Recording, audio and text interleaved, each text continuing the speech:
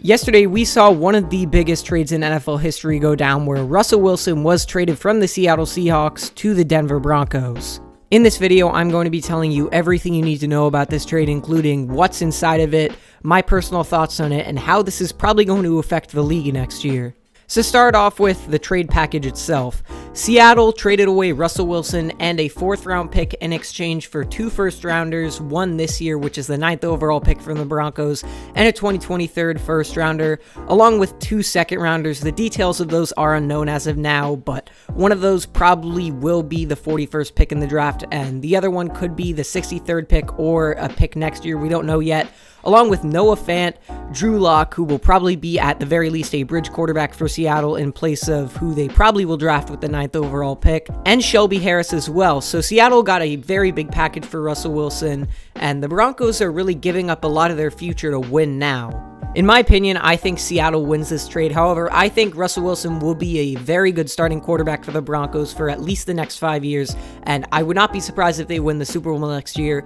Right now, with Russell Wilson, I think the Broncos will at the very least go to the 2nd round of the playoffs next year, and I think this vaults them into Super Bowl contention for 2022. Javonte Williams, in my opinion, was a top 8 running back in the league in his rookie year. They have a very good receiving core of Jerry Jeudy, who I still think has super high potential, Courtland Sutton, Tim Patrick, and KJ Hamler. They obviously gave up Noah Fant in this trade, but Albert Okwuegbunam is still a very good tight end, and they could draft one as well.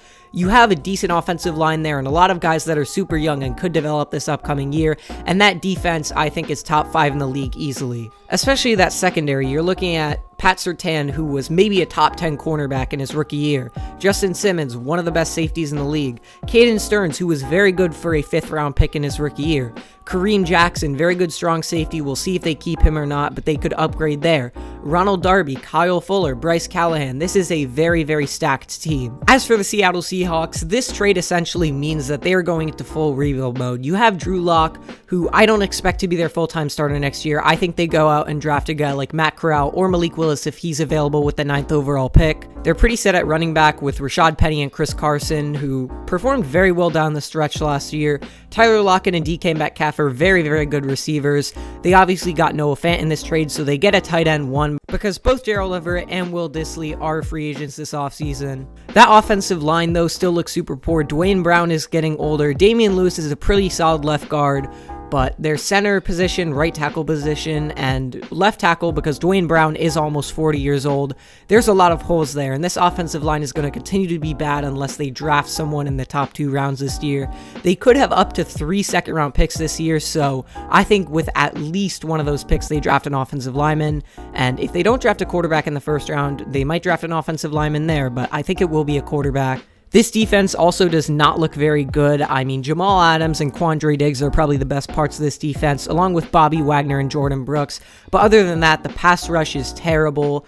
You don't really have a spot at outside linebacker aside from Jordan Brooks. And then the cornerback room is very, very questionable. I think Trey Brown and DJ Reed are their best corners, and you don't want those 2 to be your starting corners as of now. So I think this means the Seahawks will probably be in contention for their top 5 pick for at least the next 2 years and will probably not be a playoff team for the foreseeable future. They could bounce back quickly, but I think this is just them going into a rebuild. If they were going to go into a full-on rebuild, however, I would have probably fired Pete Carroll. I would have also fired their defensive coordinator because he hasn't been great so far, but they obviously are keeping those 2, so we'll see how that works out for them.